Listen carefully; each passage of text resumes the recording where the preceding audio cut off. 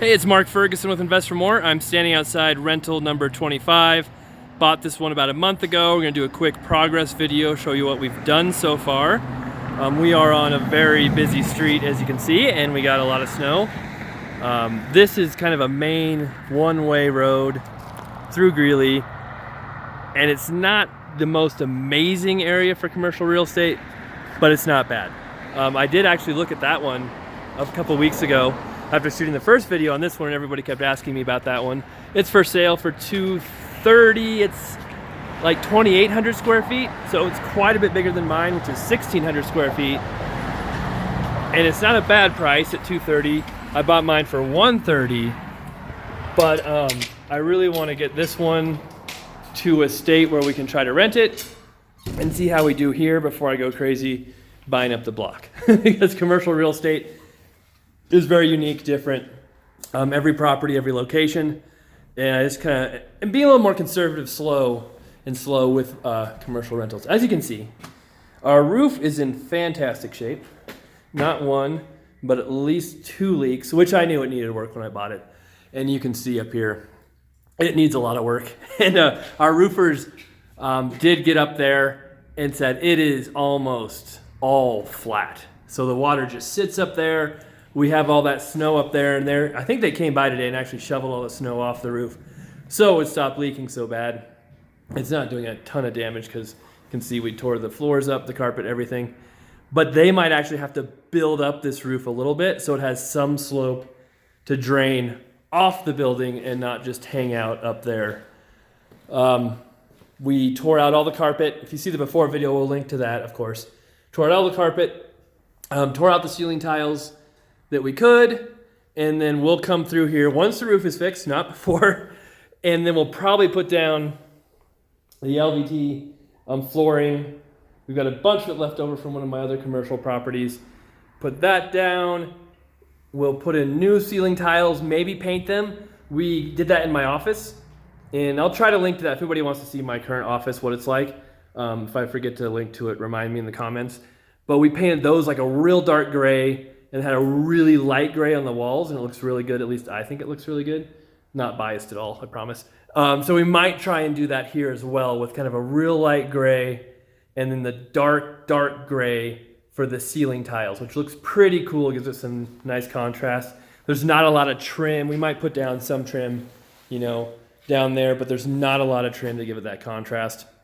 And what we'll do is kind of paint it, do the flooring, make it look decent, and then leave it open and let whoever is looking at it kind of decide from there how they want to use it. So like I said, I've bought 25 rentals so far. 16 of those were residential, 16 were residential, 9 were commercial. And so with our commercial, we've tried a few ways. We've listed properties without fixing them up, kind of, in not amazing shape, and then we fixed them up and then tried to rent them. And it's kind of a double-edged sword. Do you fix them up and then risk a tenant coming in who wants something completely different and wants you to redo all the work you just did? Or do you risk not fixing them up and then having not as much interest because, hey, this place looks like crap, I don't want to rent it. A lot of people just don't have the imagination and the vision to see what it might look like after you're finished. So it's kind of that catch-22.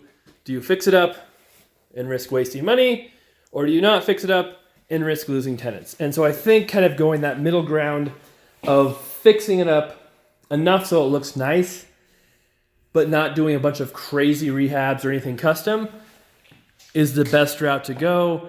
And then if your tenant wants additional things, other custom things, you can negotiate it, decide if it's worth doing or not. This one, we'll see. I hear people. I wonder if they're on the roof right now. I bet they are. There's our beautiful dumpster, and they're probably up there dumping snow off the roof right now. Thank you. Back here, this is just kind of a storage room. And I think we're just probably gonna not paint this. There's no reason to paint it. We'll just, fix the ceiling. Whoever buys it is probably just gonna use it for storage. So why would we, do a bunch of work, paint on there? See if we can. Yep. So exciting watching snow fall off a roof. All right. Oh, that's a cool doorbell fire alarm thing. Interesting. So that is this property. Like I said, we'll do flooring, we'll paint everything, and we'll put it up for lease, see what happens. Like I said, I bought it for $130. I'm thinking we should be able to lease it for at least $1,500 a month, if not more. If we do get $1,500 a month on a triple net lease, it's a $250,000 property based off cap rates around here and what things are selling for.